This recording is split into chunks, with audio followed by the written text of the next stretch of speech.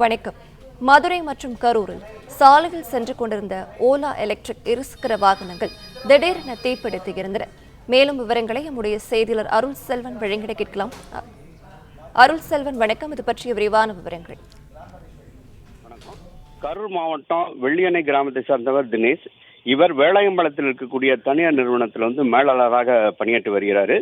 இவர் கடந்த சில தினங்களுக்கு முன்பாக ஓலா இருசக்கர வாகனத்தாக பேட்டரியில் இயங்கக்கூடிய ஓலா இருசக்கர வாகனத்தை வாங்கியுள்ளார்.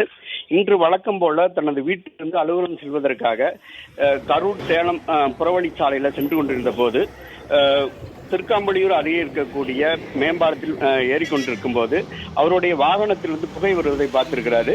இதனை அடுத்து சாலையின் ஓரத்தில் அவருடைய வாகனத்தை நிறுத்திவிட்டு இறங்கி நின்று பார்த்து கொண்டிருக்கும் போதே தீ மளவளவென பிடித்து முழுவதுமாக எரிந்து சாம்பலானது. இதற்கிடையில் அவர் தீயணைப்புத்துறையினருக்கு கொடுத்த தகவலின் அடிப்படையில் தீயணைப்புத்துறை வீரர்கள் வருவதற்குள்ளாகவே இந்த வாகனமானது முழுவதுமாக எரிந்து விட்டது. இதையடுத்து தீயணைப்புத்துறையினர் தீயை கட்டுக்குள் கொண்டு அணைத்தனர். இதே போல மதுரை மாவட்டம் திருமங்கலத்தை சார்ந்தவர் கனகராஜ். இவர் நாகமலை புதுக்கோட்டைங்கிற இடத்துல இருக்கக்கூடிய தனியார் நிறுவனத்தில் வேலை பார்த்து வருகிறாரு. இன்று காலை வேலை முடித்துக் கொண்டு தனியார் நிறுவனத்தில் இருந்து தனது வீட்டுக்கு திரும்பி கொண்டிருக்கும் போது தன்னக்கணம் குளம் தேசிய நெடுஞ்சாலையில போய்கொண்டிருக்கும் போது அந்த ஓலா இருசக்கர வாகனத்திலிருந்து புகை வருவதை பார்த்து அவர் சாலையின் ஓரத்தில் நிறுத்திவிட்டு இறங்கிவிட்டார். அந்த தீயானது மளவளவென பிடித்து ஓலா இருசக்கர வாகனமானது முழுவதுமாக எரிந்து நாசமானது.